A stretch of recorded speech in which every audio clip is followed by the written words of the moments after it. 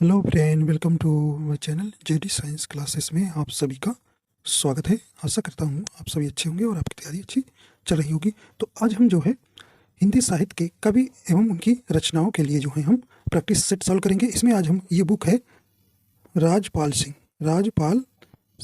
ठीक है, राजपाल सिंह की बुक है। इसमें जो है कुल जो है विभिन्न परीक्षाओं में पूछे गए प्रश्नों का संकलन है। तो इसमें जो है 750 प्लस प्रश्न इसमें है, ठीक है। तो इसको हम श्रृंखला बाई कराएंगे 100 क्वेश्चन का, ठीक है। तो आप ये जो कर लेंगे तो विभिन्न परीक्षाओं में ये पूछे गए प्रश्न है, इंपॉर्टेंस है और यहीं से आपके प्रश्न देखने को मिल जाएंगे, ठीक है। आप यूपी पुलिस का हो या किसी भी एग्जाम की देंगे जिसमें हिंदी आता है, यहाँ से प्रश्न आपको देखने को जरूर मिलेंगे, ठीक है। तो आप अगर हमारे चैनल पर नए हैं तो चैनल को सब्सक्राइब कर लीजिएगा ताकि आपको नोटिफिकेशन भी मिलता रहेगा, ठीक है। तो ये जो है पूरे हम आपको 750 प्रश्न पूरा कराएंगे, ठीक है। तो इसमें हम पढ़ेंगे प्रमुख कवि उनकी रचनाएं जो विभिन्न परीक्षाओं में पूछे गए, ठीक है। चलिए आइए देखते हैं। पहला प्रश्न है आपसे पूछा गया है, पहला प्रश्न है कि आधुनिक ढंग से पहला एकांकी किसे माना जाता है। यहाँ पे राइट आंसर हो जाएगा। तो आधुनिक ढंग से पहला एकांकी किसे माना जाता है। ऑप्शन नंबर सी हो जाएगा, बादल की मृत्यु, ठीक है। तो ऑप्शन नंबर यहाँ सी नंबर आपका सही हो जाएगा। आइए देखते हैं अगला प्रश्न है, करेगी हिम तरंगिणी किसका काव्य संग्रह है। राइट आंसर आपका यहाँ हो जाएगा, ये किसका है भी, ये ऑप्शन नंबर डी हो जाएगा, मक्खन लाल चतुर्वेदी, ठीक है। तो मंडी परिषद परीक्षा आपका 2019 में पूछा गया है, ठीक है। आइए देखते हैं अगला प्रश्न है, करें कि केशव दास द्वारा रचित आध्यात्मिक ग्रंथ का नाम क्या था। तो ये क्या था, राइट आंसर आपका यहाँ हो जाएगा। तो ऑप्शन नंबर ए हो जाएगा, विज्ञान गीता था, ठीक है। ये भी प्रश्न 2019 में मंडी परिषद परीक्षा में पूछा गया था। आज देखते हैं अगला है, हिंदी साहित्य का आधुनिक काल सामान्यतः कब से माना जाता है। इसका सही ऑप्शन आपका हो जाएगा, कब से माना जाता है। राइट आंसर आपका यहाँ हो जाएगा, ऑप्शन नंबर ए हो जाएगा, 1850 ईस्वी से, ठीक है। तो ऑप्शन नंबर यहाँ ए नंबर सही हो जाएगा। आइए देखते हैं अगला प्रश्न है, कह रहे कि रामचंद्रिका की रचना किसने की थी। रामचंद्रिका की रचना किसने की थी। राइट आंसर आपका यहाँ हो जाएगा, तो किस कौन भी ऑप्शन नंबर इसका सही हो जाएगा, ए नंबर केशव, ठीक है।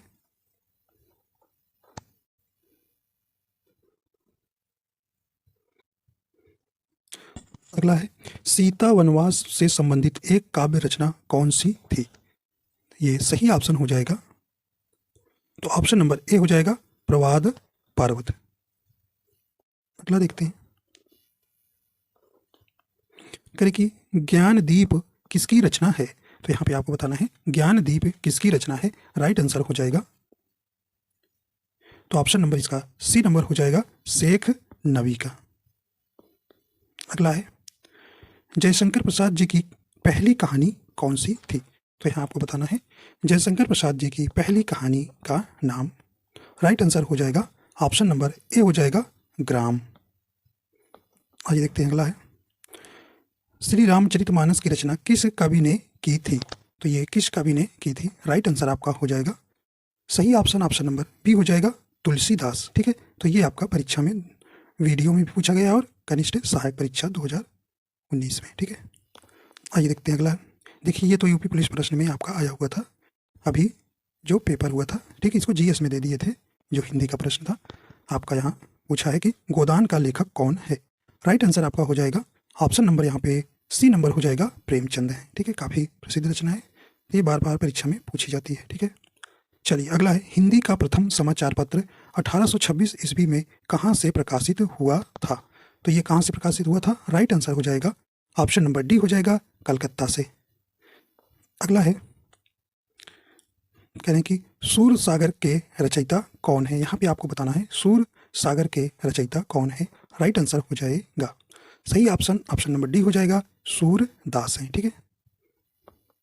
अगला है, निम्न में रीतिकाल का कवि कौन है। तो यहाँ आपको बताना है रीतिकाल के कवि कौन है। राइट आंसर हो जाएगा, ऑप्शन नंबर बी हो जाएगा, बिहारी है। अगला प्रश्न है, सूरदास जी कौन से काल के संत कवि हैं। ये आपको बताना है, सही ऑप्शन आपका यहाँ हो जाएगा। तो सूरदास जी किस काल के कवि हैं? ये भक्ति काल के हैं। ऑप्शन नंबर ए आपका बिल्कुल सही हो जाएगा।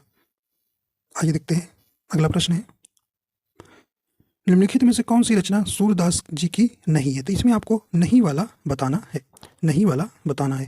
देखिए, सूर सरवली है, साहित्य लहरी है, सूर सागर है, ठीक है, तो ये है, लेकिन रामायणी नहीं है, ठीक। तो ऑप्शन नंबर यहाँ सी नंबर सही हो जाएगा, ठीक है। यह जो है कबीर द्वारा रचित बीजक पुस्तक का ये 3 प्रमुख संग्रह है, ठीक है, सखी, शबद और रामायणी, ठीक है। तो यहाँ सी नंबर जो है यहाँ पे सूरदास की रचना नहीं है। आज देखते हैं अगला, हिंदी साहित्य को कितने काल खंडों में विभक्त किया गया है?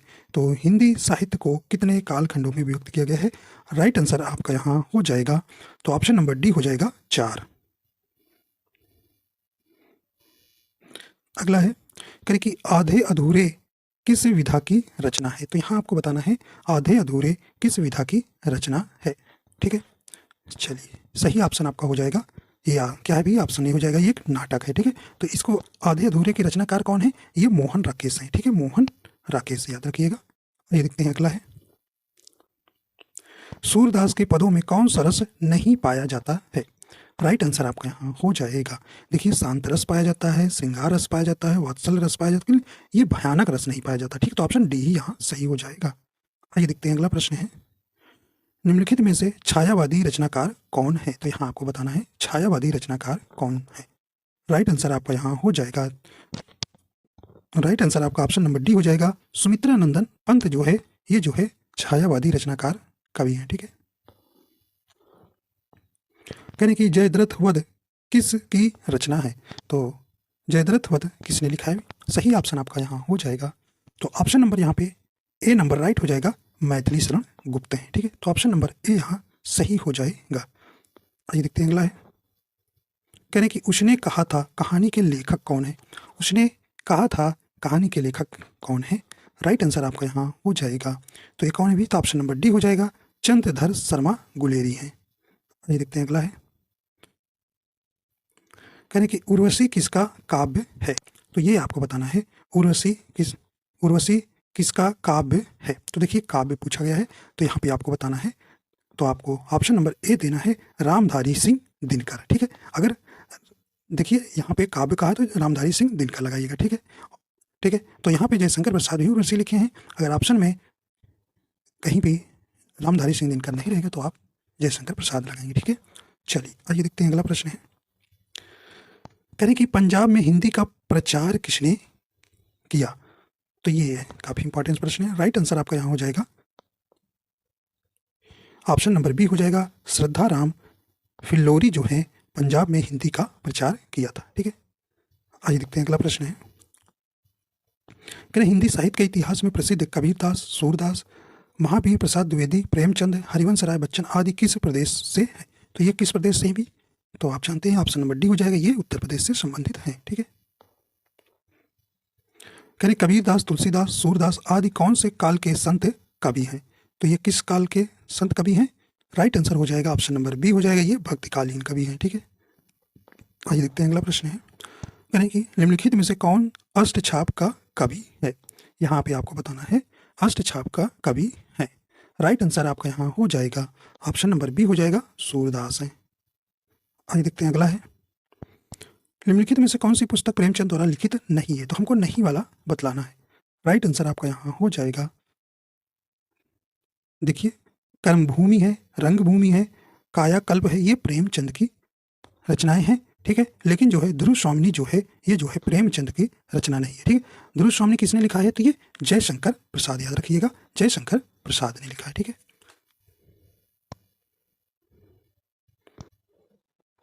अगला कह रहे हैं कि निम्नलिखित में से किसको साहित्य अकादमी पुरस्कार नहीं मिला, निम्नलिखित में से किसको साहित्य अकादमी पुरस्कार मिला है? तो यहाँ पे आपको ये बताना है, ठीक है।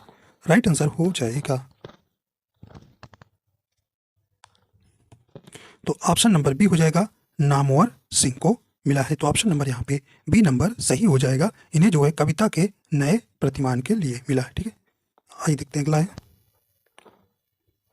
ज्ञानपीठ पुरस्कार किस भाषा से संबंधित है? ये आपको यहाँ बताना है। तो ये देखिए, ज्ञानपीठ पुरस्कार जो है ऑप्शन नंबर डी हो जाएगा, संविधान की 8वीं अनुसूची की सभी भाषाओं से संबंधित है। ऑप्शन नंबर डी यहाँ राइट हो जाएगा। अगला है, कहीं कबीर की भक्ति का स्वरूप क्या है? कबीर की भक्ति का स्वरूप क्या है भाई? सही ऑप्शन हो जाएगा तो ऑप्शन नंबर डी हो जाएगा निर्गुण। अगला है अयोध्या सिंह उपाध्याय हरिऔध जी की प्रसिद्ध रचना कौन सी है? यहाँ पे आपको बताना है। राइट आंसर हो जाएगा तो ऑप्शन नंबर बी हो जाएगा प्रिय प्रवास। पूछा जाता है प्रिय प्रवास के लेखक कौन है, तो हरिऔध हैं, ठीक है। अगला हो जाएगा फणीश्वर नाथ रेणु द्वारा रचित उपन्यास कौन सा है? तो ये यूपीपी में 2019 का प्रश्न है। राइट आंसर हो जाएगा मैला आंचल, ठीक है। तो ऑप्शन नंबर सी यहाँ सही हो जाएगा। अगला है इनमें से कौन सी मीराबाई द्वारा रचित रचना नहीं है? तो ये आपको नहीं वाला बताना है, ठीक है। राइट आंसर हो जाएगा देखिए गीत गोविंद, राम गोविंद, राग सौराठा के पद, ये जो है मीराबाई द्वारा रचित रचना है, लेकिन वैदेही वनवास ये जो है मीराबाई द्वारा रचित रचना नहीं। ऑप्शन नंबर सी यहाँ पे राइट हो जाएगा, ठीक। तो ये वैदेही वनवास के लेखक कौन है? ये कौन है भी? अयोध्या सिंह उपाध्याय हरिऔध हैं, ठीक है। सत्यार्थ प्रकाश उपन्यास के लेखक का नाम क्या है? कई बार ये परीक्षा में आपको जीएस में भी पूछा गया है। राइट आंसर हो जाएगा तो ये किसने लिखा है भी? ऑप्शन नंबर ए हो जाएगा दयानंद सरस्वती हैं, ठीक है। आइए देखते हैं अगला है करें कि कितने पाकिस्तान उपन्यास के लेखक कौन है? तो कितने पाकिस्तान उपन्यास के लेखक कौन है? यहाँ पे आपका राइट आंसर हो जाएगा ऑप्शन नंबर बी हो जाएगा कमलेश्वर हैं, ठीक है। इनमें से कौन सी गजानन माधव मुक्तिबोध द्वारा रचित रचना नहीं है? आपको नहीं वाला बताना है। देखिए राइट आंसर आपका यहाँ हो जाएगा तो ऑप्शन नंबर सी हो जाएगा अंधा युग, ठीक है। तो हमको नहीं वाला बताना था जो है, ठीक है। तो अंधा युग के लेखक फिर कौन है भी? ये भी आपको ध्यान रखना है। तो ऑप्शन नंबर इसका सही है। अच्छा अंधा युग के लेखक कौन है? तो ये हैं धर्मवीर भारती। कौन है भी? धर्मवीर भारती, जरूर याद रखिएगा, कई बार परीक्षा में ये भी पूछा गया है, ठीक है। तो गजानन माधव मुक्तिबोध की रचना कौन सी है? चांद का मुटेड़ा है, नए साहित्यकार का सौंदर्य शास्त्र, भूरी भूरी खाक धूल, ये भी इनकी रचनाएं हैं, लेकिन अंधा युग जो है नहीं है, यह जो है धर्मवीर भारती की रचना है। आइए देखते हैं अगला है रंगभूमि किस प्रसिद्ध लेखक द्वारा रचित उपन्यास है? ये आपको यहाँ बताना है। तो आप जानते हैं इसका ऑप्शन नंबर बी हो जाएगा, ये प्रेमचंद की रचना है। आइए देखते हैं अगला है तुलसीदास जी द्वारा रचित प्रसिद्ध महाकाव्य का नाम क्या है? तो इनके प्रसिद्ध महाकाव्य के नाम क्या भी? तो ये रामचरितमानस है। ऑप्शन नंबर बी यहाँ बिल्कुल सही हो जाएगा। आइए देखते हैं अगला प्रश्न है करें कि निम्न कृतियों में से कौन सी अज्ञेय द्वारा रचित नहीं है? तो नहीं वाला आपको यहाँ बतलाना है। सही ऑप्शन आपका यहाँ हो जाएगा देखिए आंगन के पार द्वीप, ये अज्ञेय जी की है। नदी के द्वीप ये भी है। अरे यायावर रहेगा याद ये भी है। लेकिन 16 छतों वाला घर ये जो है इनकी अज्ञेय जी की रचना नहीं है, यह जो है कमलेश्वर की रचना है, ठीक है। तो ये 16 छतों वाला घर जो है किसकी रचना है? कमलेश्वर की है। आइए देखते हैं अगला देखते हैं करें कि परिंदे कहानी निम्न वर्णित में से किस कथाकार की है? यहाँ पे आपको बताना है ये किसकी है? निर्मल वर्मा की है। ऑप्शन नंबर सी आपका बिल्कुल यहाँ राइट हो जाएगा। आइए देखते हैं अगला है कह रहे कि मिर्जा गालिब किस शासक के दरबारी कवि थे? तो ये किसके कवि थे भी? राइट आंसर हो जाएगा सही ऑप्शन नंबर डी हो जाएगा बहादुर शाह जफर के थे। आइए देखते हैं अगला है देखिए करें बीजक किसकी रचनाओं का संग्रह है? यूपीपी परीक्षा में आपसे प्रश्न ये आया हुआ है। राइट आंसर हो जाएगा ऑप्शन नंबर ए हो जाएगा कबीर की, ठीक है। अगला है तुलसीदास द्वारा रचित रामचरितमानस में कितने कांड है? तो कुल कितने कांड है भी? राइट आंसर हो जाएगा ऑप्शन नंबर ए हो जाएगा 7 कांड है, ठीक है। रमेश चंद्र शाह को विनायक रचना के लिए सन 2014 में साहित्य अकादमी पुरस्कार से सम्मानित किया गया। इस रचना की विधा है। यहाँ पे आपको सही बताना है। ये ऑप्शन नंबर बी हो जाएगा उपन्यास हो जाएगा, ठीक है। अगला प्रश्न है कि मधुर मधुर मेरे दीपक जल नामक कविता किसने लिखी है? राइट आंसर आपका यहाँ हो जाएगा कौन सा जगह? तो ऑप्शन नंबर यहाँ पे ए नंबर सही हो जाएगा महादेवी वर्मा, ठीक है। तो मधुर मधुर मेरे दीपक जल नामक कविता किसने लिखी है? महादेवी वर्मा की, ठीक है। अगला है कौन सी रचना तुलसीदास की नहीं है? तो यहाँ नहीं वाली आपको बताना है। देखिए रामचरितमानस है, गीतावली है, दोहावली है, लेकिन यामा जो है ये आप जानते हैं ये महादेवी वर्मा की है, ठीक है, महादेवी वर्मा की रचना है। तो ऑप्शन नंबर ए यहाँ सही हो जाएगा। कौन सी कृति महादेवी वर्मा की है, यहाँ आपको बताना है महादेवी वर्मा की कौन सी कृति यहाँ है। राइट आंसर आपका यहाँ हो जाएगा तो निहार जो है आपका, ऑप्शन नंबर ए जो है निहार रचना जो है महादेवी वर्मा की है। आइए देखते हैं अगला है, करे अतीत के चलचित्र किसकी रचना है, ये किसकी रचना है। राइट आंसर हो जाएगा ऑप्शन नंबर सी हो जाएगा महादेवी वर्मा की।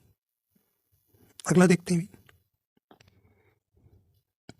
तो कुंवर नारायण की किस कृति पर व्यास सम्मान प्राप्त हुआ है, तो यहाँ पे आपको बताना है। देखिए यहाँ पे जो है कुंवर नारायण जी को उनकी कृति आत्मजयी के लिए जो है 1995 ईस्वी में व्यास सम्मान सम्मानित किया गया था, लेकिन यहाँ पे जो है यूपी भर्ती बोर्ड ने यहाँ पे ए नंबर माना था, कोई दूसरा नहीं, ठीक है। तो यहाँ पे जो है इनको 1995 में जो है आत्मजयी पर, किस पे भी आत्मजयी पर जो है इनको व्यास सम्मान सम्मानित किया गया था, लेकिन भर्ती बोर्ड ने ऑप्शन ए माना है, ठीक है। तो ये भी आपको ध्यान रखना है, ठीक है। और जो है इनको जो है साहित्य अकादमी पुरस्कार 1995 में ही साहित्य अकादमी पुरस्कार के लिए इन्हें कोई दूसरा नहीं के लिए दिया गया था, ठीक है। तो यहाँ व्यास सम्मान जो है आत्मजयी जो है आत्मजयी के लिए दिया गया था, ठीक है। तो ये भी आपको ध्यान रखना है, लेकिन आपको इसमें स्टार लगेगा, ठीक, तो आप इसको याद नहीं करेंगे, ठीक है। तो ये आप याद रखिएगा, व्यास सम्मान जो है आत्मजयी के लिए दिया गया था, कोई दूसरा नहीं के लिए इन्हें साहित्य अकादमी पुरस्कार दिया गया था, ठीक है। ये आप पढ़ सकते हैं, यहाँ पे आपको बताया गया है, ठीक है, एक क्वेश्चन का, ठीक है। चलिए, करें कि देवदास उपन्यास पर 3 बार फिल्म बन चुकी है, उपन्यासकार का क्या नाम है, यहाँ पे आपको बताना है। तो ये कौन है भी, राइट आंसर हो जाएगा ऑप्शन नंबर सी हो जाएगा शरत चंद्र चट्टोपाध्याय, ठीक है। अगला है, निम्नलिखित कवियों में से गांधी जी ने किस कवि को राष्ट्र कवि का सम्मान दिया है, ये आपको बताना है। अगर आपको वीडियो पसंद आ रही है तो लाइक एंड शेयर कर दीजिएगा, अगर चैनल पर नए हैं तो चैनल को सब्सक्राइब कर लीजिएगा, ठीक है। आइए देखते हैं अगला है, तो सही ऑप्शन हो जाएगा ऑप्शन नंबर डी हो जाएगा मैथिली शरण गुप्त, ठीक है।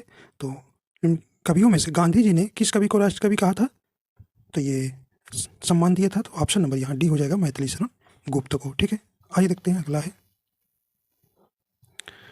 ठेले पर हिमालय किसकी निबंध रचना है, तो ये किसकी है भाई, ये ऑप्शन नंबर इसका राइट हो जाएगा बी नंबर धर्मवीर भारती का। आइए देखते हैं अगला है, सर्वेश्वर दयाल सक्सेना कृत बकरी किस विधा की रचना है, तो ये सही ऑप्शन आपका यहाँ हो जाएगा, यह एक नाटक है, ठीक है। ऑप्शन नंबर डी राइट हो जाएगा। निम्न में से कौन सी निराला की काव्य कृति नहीं है, तो ये आपको निराला की काव्य कृति नहीं वाली बताना है। तो यहाँ पे राइट आंसर हो जाएगा, तो ये सही ऑप्शन हो जाएगा। देखिए यहाँ पे ये वाला आप थोड़ा सा देख लीजिएगा, क्योंकि अनामिका गीतिका परिमल ये तो है चतुरी चमार, तो इसका ऑप्शन यहाँ पे बताया गया है सी नंबर, ठीक है।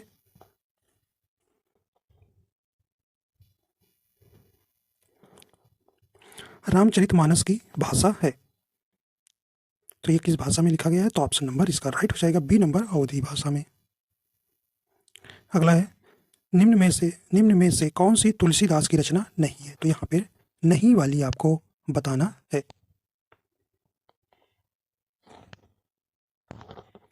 सही ऑप्शन हो जाएगा, देखिए ऑप्शन नंबर डी हो जाएगा रामचंद्रिका जो है तुलसीदास की रचना नहीं है, ठीक है। कवितावली, गीतावली और विनय पत्रिका जो है तुलसीदास की रचना है। अगला है, कबीरा खड़ा बाजार में नाटक के रचयिता है, ये कौन है भी, तो ऑप्शन नंबर इसका सही हो जाएगा बी नंबर भीष्म साहनी है। करें कि मनु भंडारी की कौन सी कृति उपन्यास और नाटक दोनों है, तो इनमें से कौन सा है, राइट आंसर हो जाएगा ऑप्शन नंबर यहाँ बी हो जाएगा महाभोज। भारतीय भाषा परिषद इनमें से कौन सी पत्रिका निकलती है, सही ऑप्शन हो जाएगा ऑप्शन नंबर सी हो जाएगा वागर्थ।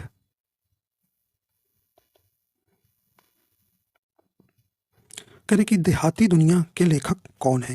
तो देहाती दुनिया के लेखक कौन है? राइट आंसर आपका यहाँ हो जाएगा, तो ये कौन है भी? ऑप्शन नंबर सी हो जाएगा, शिव पूजन सहाय है। अगला है, बिहारी किस राजा के राजसिक कवि थे? तो ये किस राजा के दरबारी कवि थे?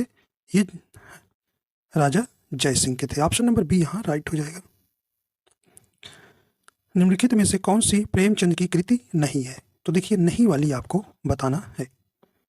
सही ऑप्शन यहाँ पे हो जाएगा, देखिए डी नंबर ऑप्शन हो जाएगा, मैला आंचल। तो मैला आंचल कौन है भाई? फणीश्वर नाथ रेणु की रचना है। लेकिन और जो है कर्मभूमि, मानसरोवर और शतरंज के खिलाड़ी, ये प्रेमचंद की रचना है। ठीक, तो मैला आंचल भी कई बार परीक्षा में पूछा गया है। ठीक है, ध्यान रखिएगा, फणीश्वर नाथ रेणु का है। ठीक है, अगला देखते हैं। करें विखंडनवाद का सिद्धांत निम्नलिखित में से किसने दिया है? तो ये भी किसने दिया है?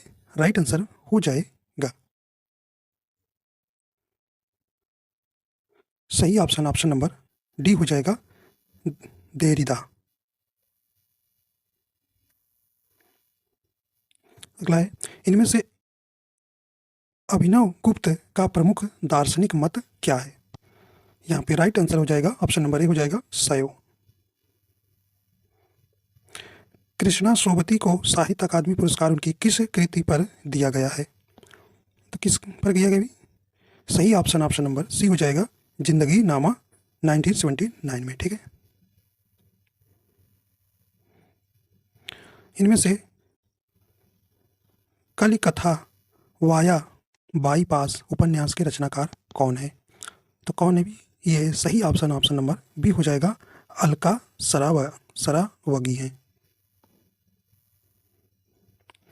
इनमें से मधुशाला के लेखक कौन है? यहाँ पे आपको बताना है मधुशाला के लेखक कौन है। तो कई बार पूछा गया परीक्षा में प्रश्न, इंपॉर्टेंस है। राइट आंसर ए हो जाएगा, हरिवंश राय बच्चन है। इनमें से हार की जीत कहानी के कहानीकार कौन है?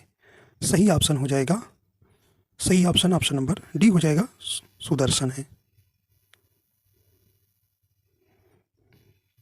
करें कि फिर भी कुछ रह जाएगा काव्यकृत के लिए किन्हें कौन सा पुरस्कार प्राप्त हुआ है?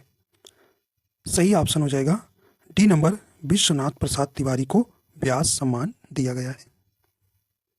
आइए देखते हैं अगला है। करें कि कानन कुसुम के कवि कौन है? ये आपको बताना है, कानन कुसुम के कवि कौन है? सही ऑप्शन नंबर ए हो जाएगा, जयशंकर प्रसाद जी हैं। आइए देखते हैं अगला है। अगला है, जयद्रथ वध ग्रंथ के रचनाकार कौन है? राइट आंसर आपका यहाँ हो जाएगा, सही ऑप्शन नंबर ए हो जाएगा, मैथिली शरण गुप्त है।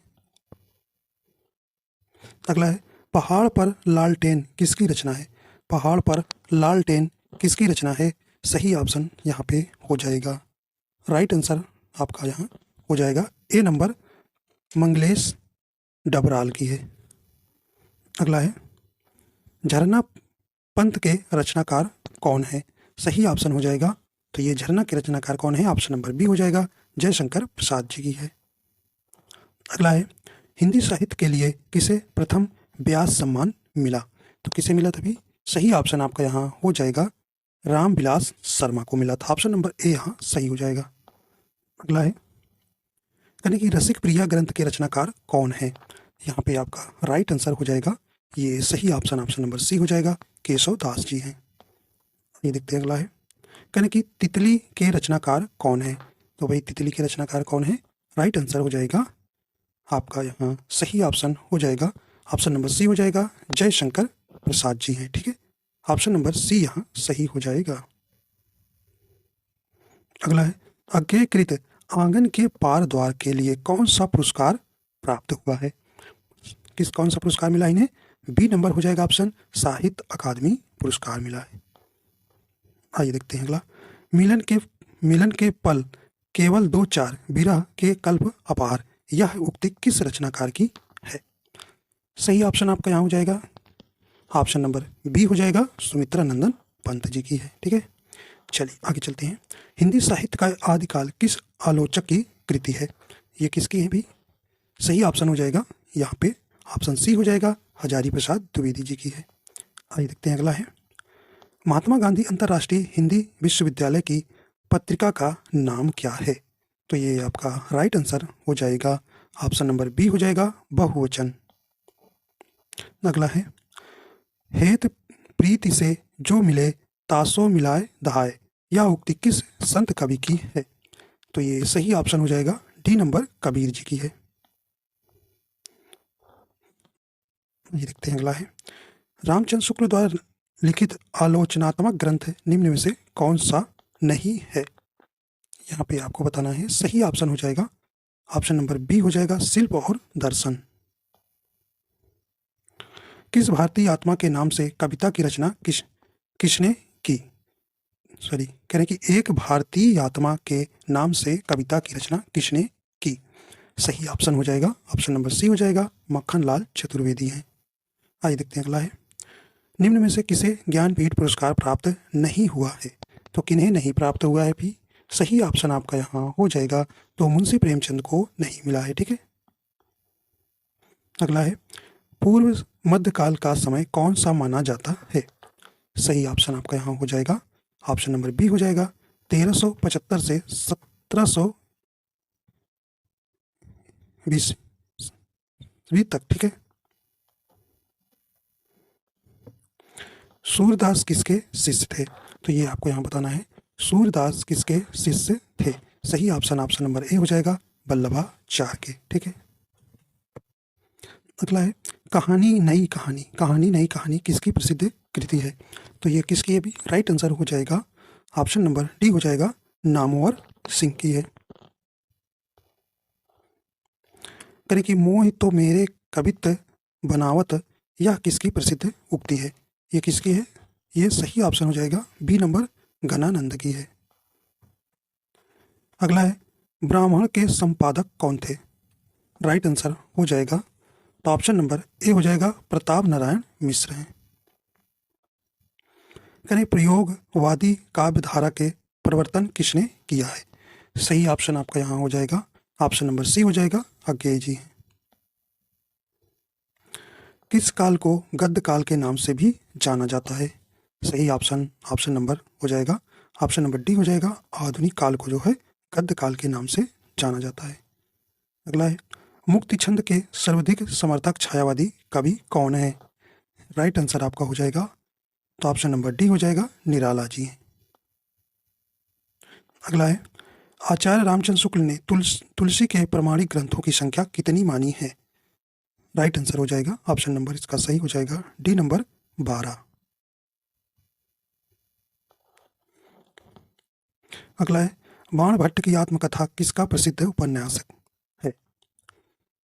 सही ऑप्शन हो जाएगा ऑप्शन नंबर बी हो जाएगा, हजारी प्रसाद द्विवेदी के। ठीक है, अगला है।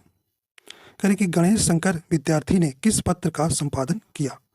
तो इन्होंने किस पत्र का संपादन किया था? सही ऑप्शन हो जाएगा ऑप्शन नंबर सी हो जाएगा, प्रताप। अगला है। मंगलेश डबराल को किस कृति पर साहित्य अकादमी पुरस्कार प्राप्त हुआ? सही ऑप्शन हो जाएगा ऑप्शन नंबर सी हो जाएगा, हम जो देखते हैं। अगला है। यानी कि तुलसी कृत विनय पत्रिका की भाषा कौन सी है? सही ऑप्शन यहाँ पे हो जाएगा तो ये ऑप्शन नंबर डी हो जाएगा, ब्रज। श्रद्धा एवं प्रेम के योग का नाम भक्ति है, यह किसका प्रसिद्ध कथन है? तो ये किसका कथन है भी? ये राइट आंसर हो जाएगा ऑप्शन नंबर डी हो जाएगा, रामचंद्र शुक्ल का। अगला है। हिंदी साहित्य का आलोचनात्मक इतिहास किसने लिखा है? तो ये किसने लिखा है भी? सही ऑप्शन हो जाएगा ऑप्शन नंबर ए हो जाएगा, राम कुमार वर्मा की है। ठीक है, आइए देखते हैं अगला है। आलवार भक्तों की संख्या कितनी मानी जाती है? तो ये कितनी मानी जाती है? ये सही ऑप्शन हो जाएगा ऑप्शन नंबर ए हो जाएगा, 12। ठीक है, तो इसमें जो है आपको हम कुल जो है कितने प्रश्न कराना है आपको? यहाँ पे 750 प्लस प्रश्न आपको हम कराएंगे। ठीक है, तो आज ये इसमें जो है आज हम इसके जो है पहली श्रृंखला है, ठीक है। तो इसको हम आपको 100 क्वेश्चन जो है कंप्लीट कराएंगे पूरा, ठीक है। फिर इसके जो है पूरे हो जाएंगे तो एक ही वीडियो में आपको इसमें करा देंगे, ठीक है। तो ये आपको इतना इसमें 100 क्वेश्चन हमने कंप्लीट किया, इसके आगे हम अगली वीडियो में कराएंगे, ठीक है। तो आशा करता हूँ कि आपको पसंद आया, अगर पसंद आया तो लाइक एंड शेयर कर दीजिएगा। अगर चैनल पर हमारे नए हैं तो चैनल को सब्सक्राइब कर लीजिएगा, ठीक है। तो वीडियो देखने के लिए आपको बहुत बहुत धन्यवाद, ठीक है। तो अगला वीडियो जो है इसके बाद 101 से बनाएंगे, ठीक है।